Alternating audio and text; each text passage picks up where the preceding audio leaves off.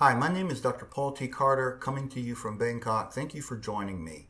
I'm going to tell you about one of the most remarkable battles in U.S. military history, and that is the Battle of Cowpens on January 17, 1781.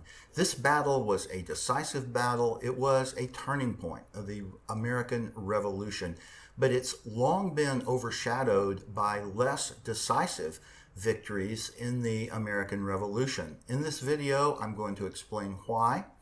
I'm going to give you the context of the war at the time, what the British were trying to do, what the Americans were trying to do, and then I'm going to talk you through the battle that day and show you why it's just such a remarkable, unique capability of military genius. One of the reasons that you may not have heard of this battle or you know very little is that it has long been overshadowed by other battles in the American Revolution. So let me tell you why that is the case. First of all, the Southern campaign of the American Revolution was just far geographically from the American seats of power in Philadelphia, Boston, Baltimore, and New York, where the memoirists, the writers, the leaders lived. And so the Southern campaign just did not receive as much attention as the Northern campaign. Secondly, the commanders of the American armies in the South were not of the politically prestigious classes of American colonial society. The commander at Cowpens, Brigadier General Daniel Morgan, was born in New Jersey, ran away from home as a youth, ended up in Virginia, barely able to read and write. He was a self-educated frontiersman. And so he and others in the South just did not receive the attention that, say, George Washington received. Now, despite these facts, American leaders, memoirists, and writers in the early 19th century certainly understood the decisive nature of the Cowpens battle and that it was a turning point in the Revolution. But then something happened. South Carolina became the first state to secede from the Union. And of course, the battle took place in South Carolina. And so after the Civil War, American writers, memoirists, and others just gave less credit to the Southern campaign in defeating the British. And those contributions in the Southern campaign were very important to the defeat of the British. So it's one of those situations of the victors write the history. So now let's jump right into it. I'm going to give you the context of the war at this time. It's now late 1779. The war is coming up on 4 years and largely a stalemate. For over a year, Britain has also been at war with France and Spain, which is draining resources for their American campaign. The British had suffered near disastrous defeats at Saratoga twice, 2 years earlier, and George Washington still maintained his army. A new strategy was called for. At this point, British exiles from the colonies in London convinced the British king and his advisors that the American South had more British sympathizers, Tories, than other regions, and that the sentiment for Britain and the Crown was strong in that area. It was believed that these Southern Tories could help supply the British Army with war provisions and recruits. War provisions were scarce during the Revolutionary War, and normal citizens, both American Tories and Whigs were the American revolutionaries, the Patriots, suffered greatly at the hands of foraging parties from both sides. No armies moved without an accompanying foraging party. So the British decided upon this new strategy. With Florida and Georgia already in British hands, the British Army would deploy to South Carolina, which was still contested, destroy Whig armies, get recruits and supplies from the Tory sympathizer population, and place the South squarely in British hands. From there, the British would move into Patriot-controlled North Carolina, subduing that colony, and finally sweep into Patriot-controlled Virginia. Virginia was a rich, populous, and largely unscathed colony that supplied Whig recruits and leadership in inordinate abundance. The Delmarva region of Delaware, Maryland, and Virginia was particularly a hotbed of Patriot sentiment.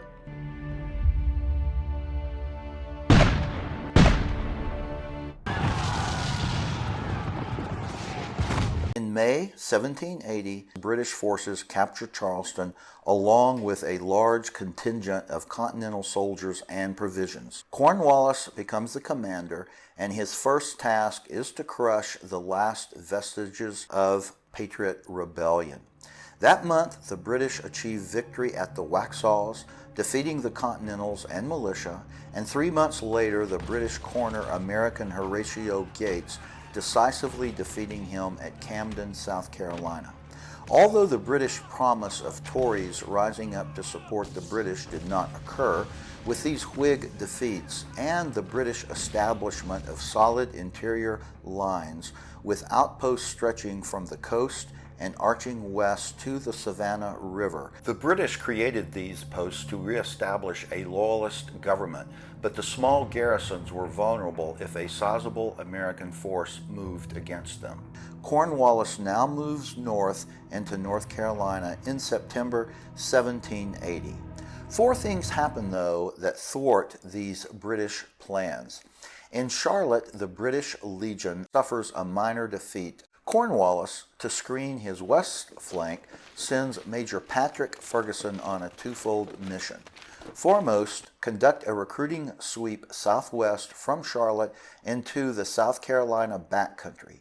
Secondly, forestall any threat from the Scots-Irish communities on the western slope of the Appalachians, called backwater towns because the local streams flowed westward.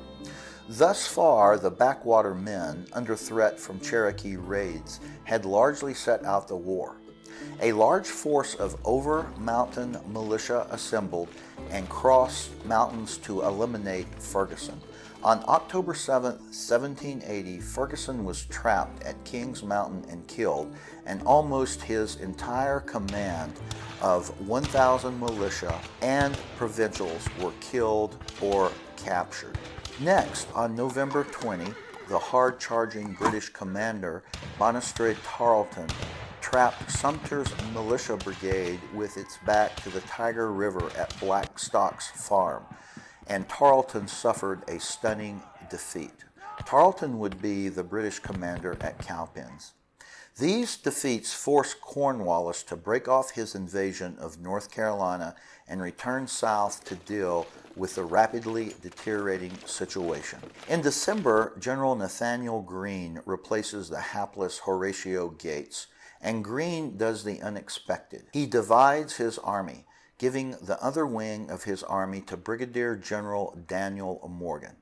This confounds Cornwallis. Greene's overarching strategic mission, simply stated, was just to survive. Henry Kissinger put it best when he said, "The government loses by not winning, and an insurgency wins by not losing.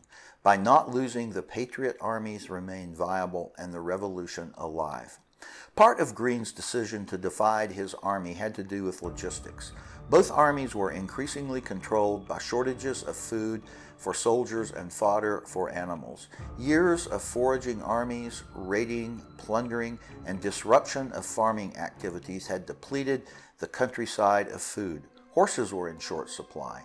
Under no circumstances could Greene supply a large enough force to be assured of victory over Cornwallis. So dividing his army to distract Cornwallis and harass Cornwallis's supply depots were the only way Greene could counter Cornwallis and feed his army. In Cornwallis's view, as long as Greene retained an active army, Cornwallis could not abandon South Carolina. Also, raids by partisans and Morgan's light troops fuel Cornwallis's growing anxiety for the security of his base at 96.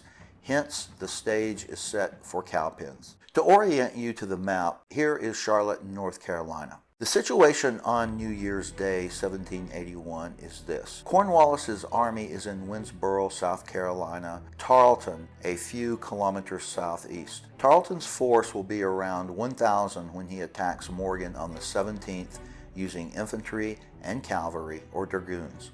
Morgan had a force of 800 Continentals at this time and some militia. He is at Grindle's camp on the north side of the Patriot River. Here is the critical British supply depot at 96, part of the arching British supply network I showed you earlier, and Cowpens, where the battle will be fought on the 17th, and Kings Mountain. Both armies are continually relying upon spies, sentinels, runners on horseback, and patrols they dispatch to try to keep track of the other's location and movements. Transitioning to the 1795 Matthew Carey map, you see the prominence of rivers. They played a significant role in shaping the outcome of the battle. For scale, the straight line distance between Cowpens and Winnsboro is about 60 miles. On New Year's Day, Cornwallis orders Tarleton to break off pursuit of Francis Marion's Low Country guerrillas to deal with Morgan.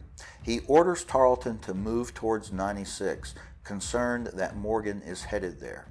On the 2nd, Tarleton begins to ferry his men across the river with advance patrols to scout for Morgan.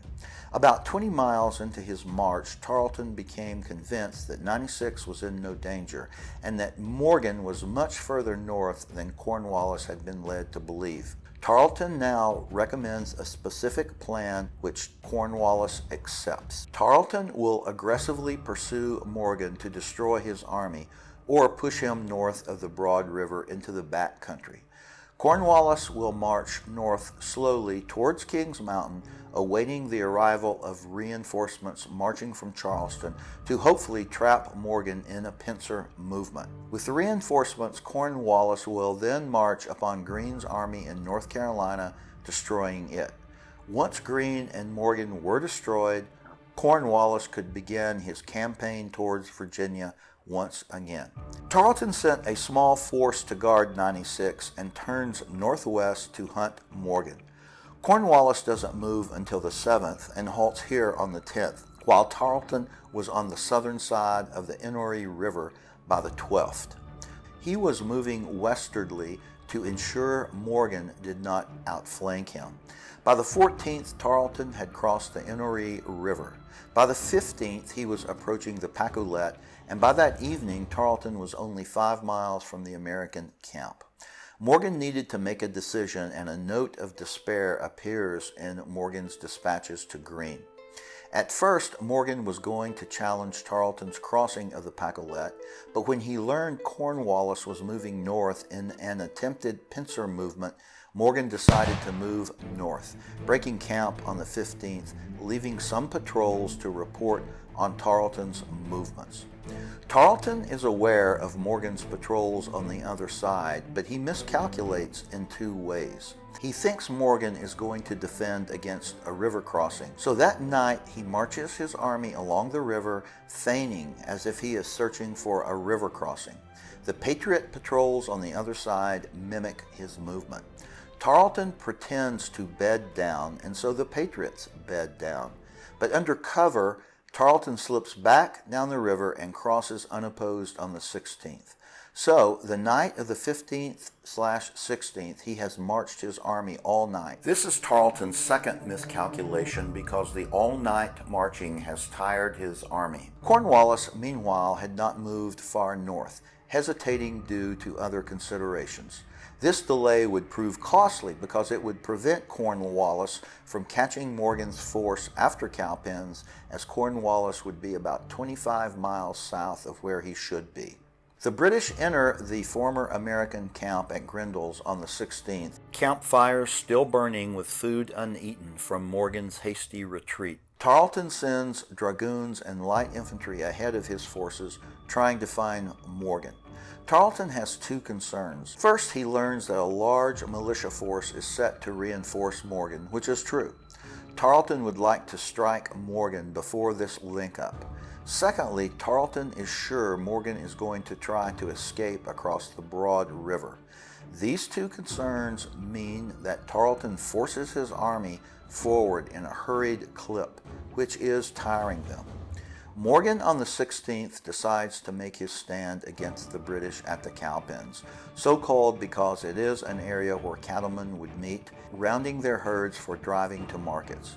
He decides to make a stand here for three reasons. First, it's easy and known terrain for militia forces coming to support him to find. Secondly, he learns Cornwallis will not move from Turkey Creek until British reinforcements arrive. And finally, and this is where the genius of Morgan is displayed, he wants to ensure his militia cannot flee during battle. Cowpens is just a few miles south of the flooded Broad River, and now his army is backed up against it. As many of you know, commanders most typically try not to trap their forces with the backs to the river, but in this case, it is intentional and a good move. Here, on the night of the 16th, he begins his preparations for a battle.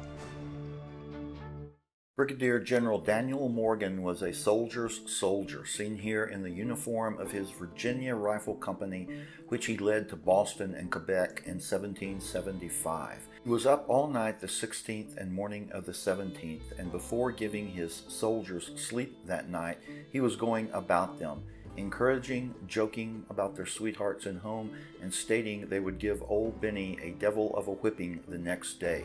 His leadership that night inspired his men, according to later accounts from the men. Morgan kept patrols out all night to his flanks and front to ensure he would not be surprised.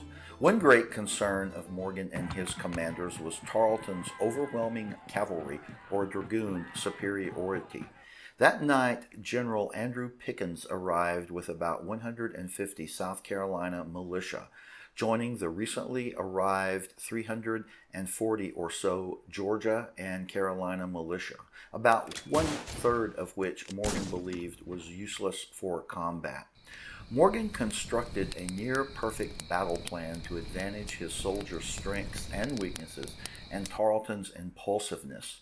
Morgan, knowing that under-trained militia typically ran once well-trained British regulars attacked with bayonet, formed a skirmish line of about 120 or so Georgia and Carolina sharpshooters hidden behind trees. He told them that as the British approached within 50 yards to take a well-placed shot, fall back slowly as they were pressed, firing at will, fleeing to the second line, the militia line.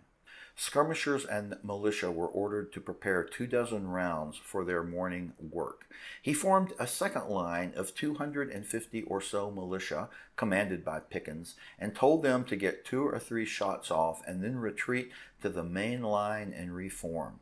He ordered both skirmishers and militia to aim their shots at the, quote, epaulette men, unquote, meaning officers, to slowly degrade Tarleton's force as it moved forward.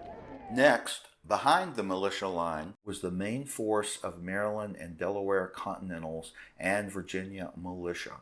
Lieutenant Colonel John Howard, 2nd Regiment Maryland Line, commanded this force. This force was positioned behind a very low rise, some call Militia Rise or Morgan Hill, and the position was, as shown here at Cowpens, further concealed by shadows of the scattered trees and tall grass, and a morning fog. Morgan made skillful use of topography. The rise was imperceptible from Tarleton's vantage point, and in fact the entire militia line may not have been visible to Tarleton until his forces were almost on it. Morgan stressed to his main force not to misinterpret the militia movement around their flanks and to their rear as a rout or retreat, that it was part of the plan. Morgan formed a small cavalry force to the rear of his main force, mostly infantry on horseback, about 125 men under Colonel William Washington, 26 years old and first cousin once removed to General George Washington. It was long believed Morgan had approximately 1,000 men for the fight, although researcher Lawrence E. Babbitt later found pension and other records that he claims indicates Morgan's force may have been close to double that number. Tarleton estimated Morgan's force at 2,000, although he certainly could be expected to exaggerate Morgan's force size.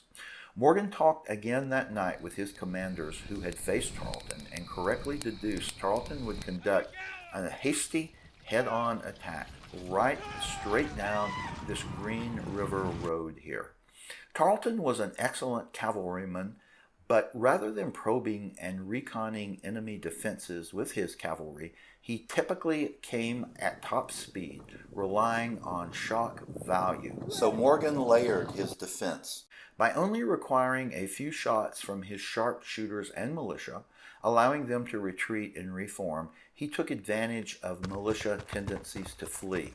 American riflemen were at a terrible disadvantage in close combat against trained British infantry equipped with bayonets, and at Camden had fled in the face of bayonet-affixed charging British regulars. Finally, Morgan accurately assessed that the British would misinterpret the militia withdrawal, causing the British to attack with abandon, headlong into the awaiting rested Continentals. Tarleton had been chasing Morgan for days and woke his troops at 2 a.m. on a very cold January morning to begin their forced march. That night, Tarleton also learned, to his delight, that Morgan's retreat had ended and that Morgan was prepared to receive the British on the field of the Cowpens. Tarleton still had two concerns. He would fear the Patriot skirmishers he was to encounter were possibly the rear guard of Morgan's force trying to cross the Broad River, and that unless, quote, driven into action, unquote, Morgan might escape again. Secondly, he wanted to catch Morgan before more Patriot reinforcements arrived. Shortly before daylight on January 17th, Captain Joshua Inman returned to Morgan's position with his small troop of Georgia militia cavalry after a running skirmish with the British advance cavalry. Inman told Morgan that Tarleton was coming on about 5 miles from the Cowpens. This report increased the speed with which the Patriot units, already in the process of forming their lines, completed their positions. Morgan rode about his troops, saying Old Benny was about upon them, and today he would crack his whip upon him. Tarleton's troops were coming up this Green River road to seek, find, and destroy Morgan's force. Tarleton's force would be tired, hungry, and sleep-deprived, while Morgan's would be rested, well-fed, and ready for action. Here is the view from Morgan's first line of defense looking towards the British. As I describe this battle, remember, I am not detailing every nuance or detail that a complete account of battle would render. Rather, I am providing the overall general sequence of events. I liberally use several sources, which I will show you at the end of the video, and recommend you consult them for much more nuance and detail that shaped the battle. Many of my illustrations come from one of these sources, the Gilbert book. As the first embers of dawn appeared, the battle was joining. Tarleton's forces coming upon the skirmishers mistook skirmisher firing and then scrambling as confusion in the rebel lines, so this encouraged the British to push even harder to advantage the rebel disorder. Tarleton led a group of dragoon forward to drive in the skirmishers, but withering fire killed or wounded 15 dragoons, forcing them back. As a result of this failure, Tarleton ordered the main attack. His line was about 400 yards from the first skirmishers. The British infantry laid aside all equipment except their arms and cartridge boxes and prepared for an advance with the bayonet. Tarleton began the attack before his best unit, the 1st Battalion, 71st Regiment of Foot, Fraser's Highlanders, was deployed. They were at the rear of the British column, not fully organized from the march, and their approach to their assigned left flank position was blocked by flooded ground and dense canebrakes. Small detachments of the 17th Light Dragoons were on either flank. The British Legion Dragoons were held as a reserve to exploit the expected victory. As the British moved forward, accurate skirmisher fire was taking its toll on British officers and NCOs, but they were driving the skirmishers in. Rounds from Tarleton's artillery overshot the American infantry, falling among Washington's concealed dragoons, forcing him to displace. The British cannon would be ineffective in the battle. As the skirmishers fled, the British charged. As the British neared the militia line, Pickens' militia laid down withering fire. It is believed that nearly two-thirds of the British officers had been killed with accurate fire by this time. The American militia line began their planned withdrawal. Morgan counted upon the withdrawal of his militia to trigger a premature British charge and to lure Tarleton into Morgan's tactical trap. The militia successfully broke contact with the advancing British infantry, but the withdrawal fell into disarray. The British infantry were slow to react to the unexpected American withdrawal, but began charging. Charges by the 17th Light Dragoons drove militia into the protection of nearby woods. These withdrawals degenerated into routs as some of the British infantry broke ranks and joined in the pursuit. Heavy casualties forced the British line to close files. Fleeing American militia rallied. Washington's dragoons charged and quickly routed the 17th Light Dragoons on the American left. In the middle, the British infantry crested the low rise only to unexpectedly encounter John Howard's line of Continentals and Virginia militia, who staggered the British with a galling close-range volley. A brutal exchange of fire between the opposing infantry ensued, but the British 71st was in a position to outflank the American right. The British 71st Foot moved toward the open American right flank, pushing the Virginia militia back.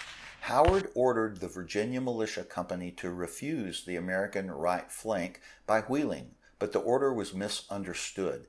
The Americans began to retreat and the entire main line wheeled clockwise as it withdrew. The British previous experience against American militia had taught them that a militia break was an infallible sign of victory, as it had been at Camden. So shouting and charging in some disorder themselves by breaking ranks, the British continued the assault. But the militiamen were reloading as they retreated. Washington, on his previous charge into the British left, had recognized the British breaking ranks to charge and sent Howard a message, quote, "They're coming on like a mob. Give them one fire and I'll charge them," unquote. Howard regained control of his fleeing militia, then ordered an about-face. The militia suddenly turned and, almost at point-blank range, fired a searing volley into the disorganized, onrushing British. The Americans then attacked with the bayonet. This American counterattack stopped the British momentum on the American right. Now, two more American actions would prove decisive. Pickens' militia that had reformed in the rear re-entered the battle at this time. Washington's dragoons circled into the British left flank and rear. All American units swarmed around both flanks in a double envelopment. Most of the veteran redcoats on their left line, dead tired, devastated by deadly point-blank fire, and surrounded, began to throw down their weapons and surrender.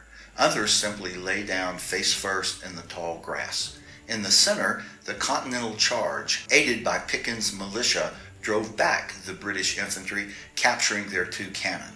The British had been told to give no quarter and thus expected none, and refused to surrender the cannon, so all were killed or wounded.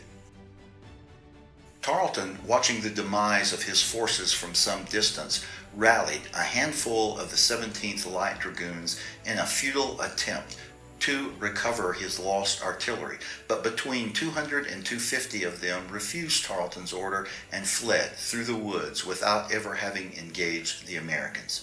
At this point, there was actually a duel between Tarleton and Washington, who had come forward, of which much has been written and I won't cover here.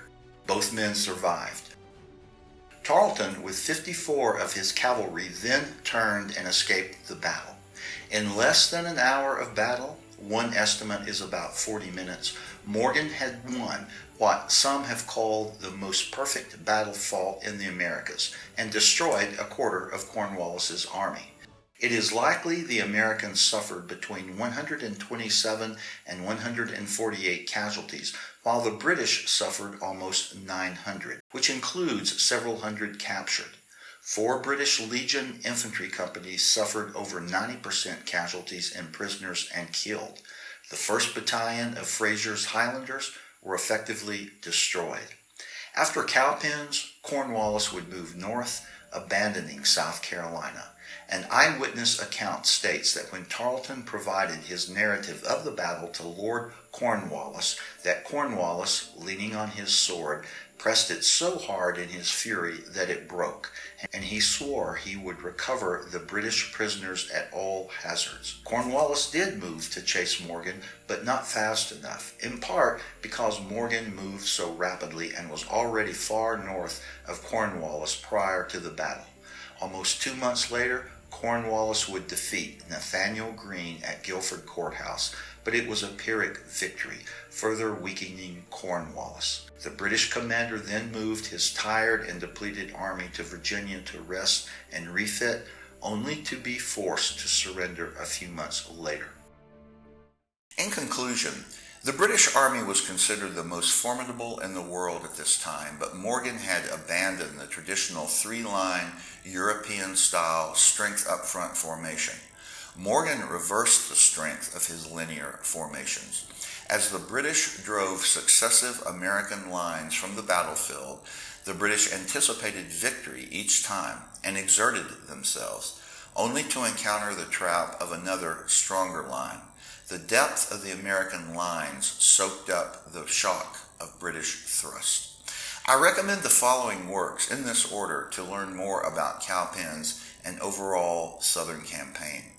A Devil of a Whipping by Lawrence Babbitt incorporates much later research, pension records, and other personal accounts. Next, this doctoral thesis from 1941 by Robert Pugh, The Cowpens Campaign in the American Revolution, provides some solid depth and nuance to this subject. Not to be outdone, however, is Ed and Catherine Gilbert's Cowpens 1781, Turning Point in the American Revolution. It is very well written, and I borrowed very heavily from the expert illustrations in the book by Graham Turner. The National Park Services uses Edward Baer's work. Baer also conducted battlefield tours. Well, thank you very much for watching, and please click on my profile to see other videos I've uploaded here.